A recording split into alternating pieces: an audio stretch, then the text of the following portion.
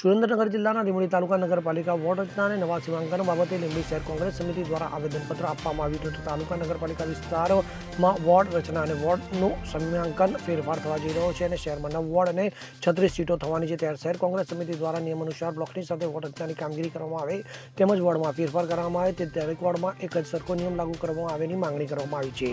શહેર કોંગ્રેસ પ્રમુખે જણાવ્યું હતું કે એક વોર્ડમાં સીમાંકનની હદ અને જ્ઞાતિઓના સમીકરણને ધ્યાનમાં રાખી જે ફેર કરવામાં આવે એ જ પ્રમાણે દરેક વોર્ડમાં ફેરફાર થાય તેમજ એક જ વોર્ડમાં ગોળ અને બીજા વોર્ડમાં ખોળ એવી નીતિ ન અપનાવાય એનું ધ્યાન રાખવા સરકારી પરિપત્ર મુજબ કામગીરી થાય તેવી માંગ કરવામાં આવી છે. અગાઉ નગરપાલિકામાં 9 વોર્ડ હતા જ અને એ 9 વોર્ડની ચૂંટણી નિયમ મુજબ થઈ હતી તો તે વોર્ડ રચના મુજબ 9 વોર્ડની ચૂંટણીમાં હાલ કરવા માંગણી કરાઈ છે. તો સીમાંકન બાબતે કાર્યવાહીની લેખિતમાં તેમજ મૌખિકમાં જાણ લીંબડી શહેર કોંગ્રેસ સમિતિને કરવામાં આવે તેવી માંગણી કરાઈ છે. તો આવેદન સુપુર્દ કરતી વખતે લીંબડી શહેર કોંગ્રેસના આગેવાનો, કાર્યકરો, હોદ્દેદારો મોટી સંખ્યામાં ઉપસ્થિત રહ્યા હતા.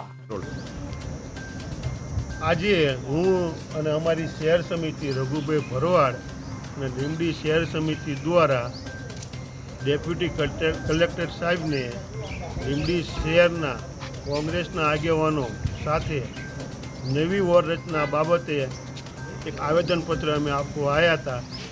જેમાં અગાઉ 9 વોર્ડ હતા એ પ્રમાણે સીમાંકન 9 વોર્ડનું રાખવું અને એ જ મુદ્દે ચર્ચા કરી ડેપ્યુટી કલેક્ટર સાહેબને આવેદનપત્ર આપવામાં આવ્યું છે.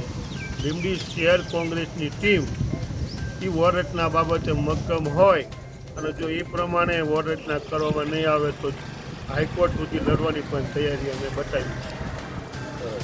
કલ્પેશ વાઢેર સાથે CN24 ન્યૂઝ લીંબડી.